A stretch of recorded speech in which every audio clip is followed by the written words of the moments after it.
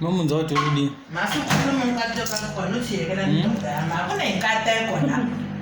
Mama nzomshangana utawura pana. Le indawo yathi Cleaners. Changana.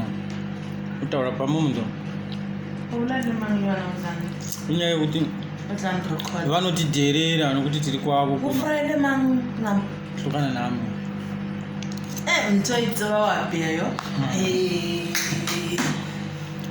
Wana we. Awubona le kathi Mchangana apana yapana mila.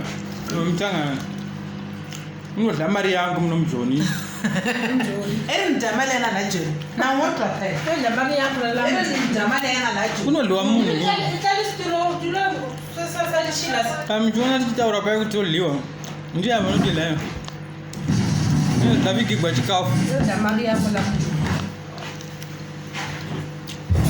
Wewe kwa chikafu kwandile. Hayi man, katika kato yini kaka. Hapana unonita zoni yo.